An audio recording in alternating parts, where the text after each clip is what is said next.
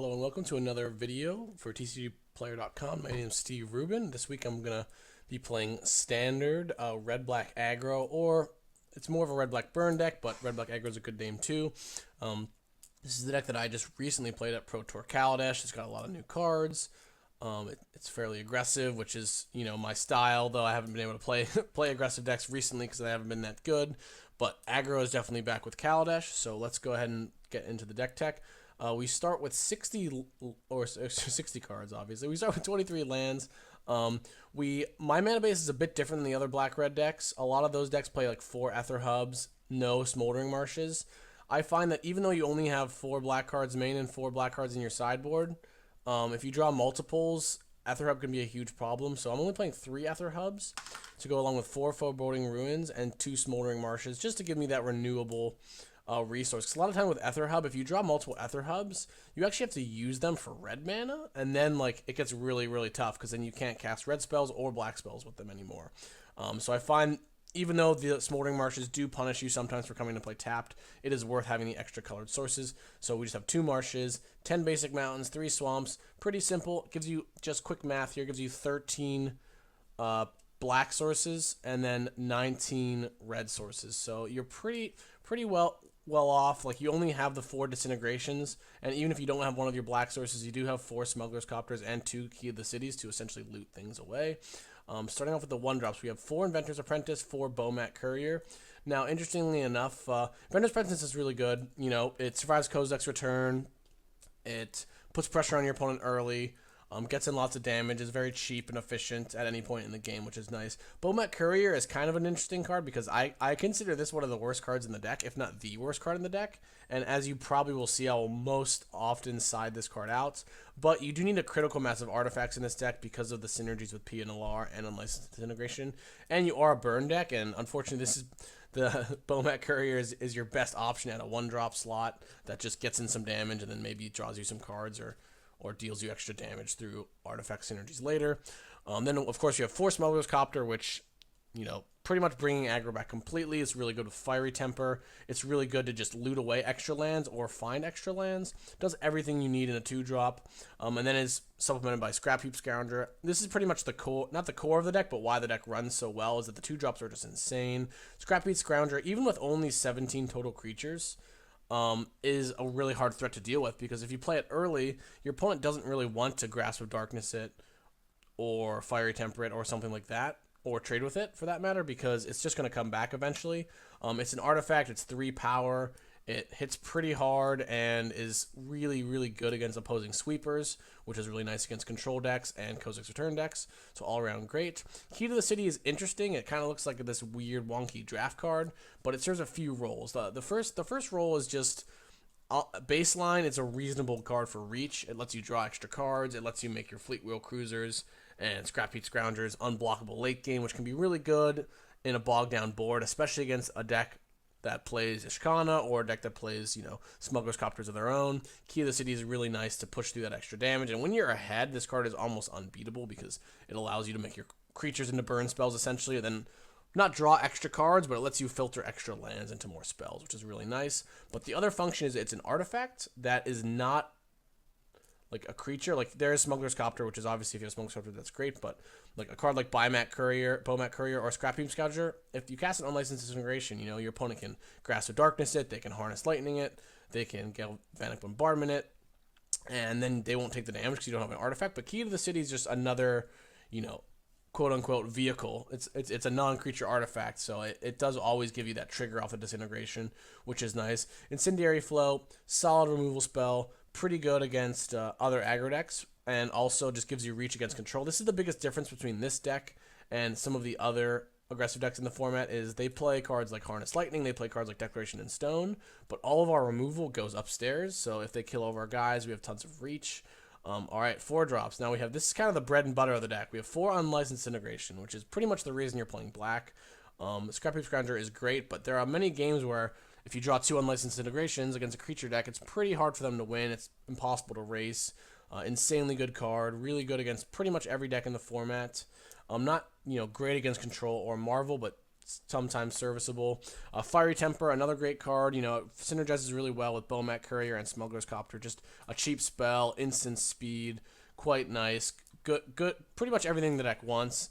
Pia Nalar, just a sticky threat. You know, gives you a Thopter, gives you a body. Can't be killed by one removal spell.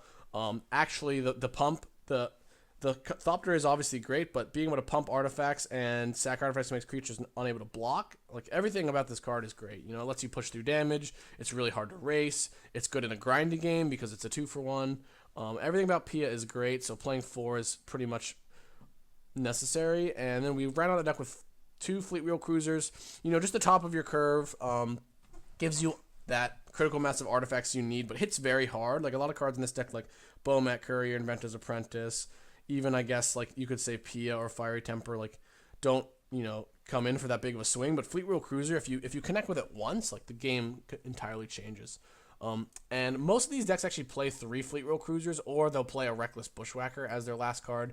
I've chosen to sort of do a thing that you see people do in some decks, where if you have a sideboard plan that you morph into, something you can do is actually put some of the cards that are just always good in the main deck. And if you do that, that essentially frees up sideboard slots, so we'll talk about that in a second. So Goblin Dark Dwellers kind of helps me with my control plan, and it's almost good in every matchup. I usually side them in no matter what, so we just have one of them in the main. And let's look at the sideboard. I'm going to actually rearrange this a little bit, so it's a little bit... I can't rearrange this. Okay, well, never mind. So we have 1 Smoldering Marsh, which I hate sideboard lands, but I think it's needed in this case because you need the extra black sources when you want to cast Kaladesh, and then you just need the extra lands when you're boarding in Chandras and Dark Dwellers and whatnot. You want to go up to 24. So that's why we have an extra land on the sideboard. It's not pretty. It doesn't look nice, you know, but it serves its role. It gives you more mana. It gives you less mana problems when you're boarding in bombardments and stuff, which can be helpful. 3 Venom Bombardments. It looks really silly to have 3, but this deck already plays Fiery Temper, Flows, and Disintegration. You already have more removal than most people, so we don't really need to go up to 4. And our sideboard is pretty tight. Like, there's not much space in it, so that's why I'm only playing 3 Bombardments. 2 Transgress the Mines. You kind of need these for Ishkana decks, but also Marvel decks. It's interesting because most of the Black-Red Burn decks play 4 Transgress sideboard, which certainly will help you against some of the Etherworks Marvel decks. But the thing is, Transgress is not necessarily that effective against them. It only really hits Marvel. It hits Kozilek's Return too, but it just isn't that effective. They have lots of Scry. They have lots of Dig. Like, if you're on your turn 2 or turn 3, you don't want to play a Transgress the Mind. You want to play a Scrapbeat Scrounger. You want to play a Pia Nalar. You want to put pressure on them. At the Pro Tour, I actually drew a Transgress, and then I had to play it on turn 4 over my Chandra, which I hit a Marvel, which was obviously good, but I just didn't have the Chandra in play, so I was much slower. So that's why I'm only playing 2. I don't think they're that great against control. I don't think you want that many against green-black, so that's why we're only playing 2. 2 Weaver of Lightning. This is kind of a disclaimer here. I absolutely, at the Pro Tour, I played 3 Kalidas, and I would recommend, even with only 14 black sources, playing 3 Kalidas. But on Magic Online, Kalidas is 40 tickets. Which is unfortunate, but I was not able to get the 3rd one for this video. So I'm playing I wanted to try Weaver of Lightning anyway after the Pro Tour. I felt like I went 4-1 against vehicle decks, but I wanted to maybe see. I know that Spirits did pretty well at the Pro Tour that I wasn't expecting, and just small vehicle decks. So it doesn't ever hurt to have Weaver of Lightning in your sideboard, especially with the sideboard plan.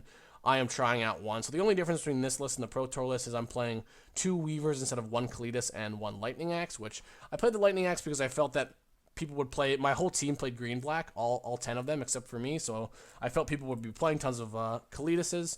Turned out not to be the case, so we're going to try to Weaver instead. I want to try them out. You know, it blocks Copters, it blocks Spirits, blocks Spell Queller, helps makes your Galvanic Bombardments kill things. Really synergizes really well with the Goblin Dark Dwellers. So I just want to try it out. 2 Kalidas, absolutely insane. You should play 3. I don't have 3. Really, really game-breaking against zombies. Really, really game-breaking against red-white Mardu vehicles, red-black mirror, stuff like that. Just lets your control plan kind of give you a way of finishing the game. Like, the Dark Dwellers are good, but the Kalidas really just, once you untap with the Kalidas, you win. So it's worth it to have the slot there. Chandra, Torch of Defiance. 3 might be too many, but at the Pro Tour, I was worried about green-black control decks and some blue control decks.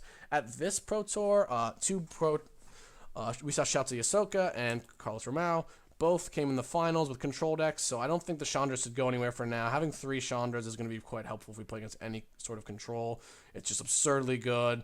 They don't have very many good answers to it. Can also gives us more outs. Like, I like this card too because if you play against a green-black deck, you know, they have like 3 Kaladesh. It's another way of killing Kaladesh really cleanly, which is really nice. And then Goblin Dark Dwellers. This is the biggest difference between my deck and the other red-black decks. I believe that red-black is kind of going under the radar because people don't really have the technology, and it's just absolutely insane. Hopefully I can show you in this video. Essentially, like, at the Pro Tour, you know, I'm playing against vehicle decks, and they side in Weaver of Lightnings, they side in Galvanic Bombardments, they side in Fragmentize against me, and I'm siding in Kaladesh and Goblin Dark Dwellers, and it's almost like comical how easy it is to win those games. And I'm not very adamant about, you know, something being bad or good, and I don't think them boarding in Weavers and Bombardments is bad.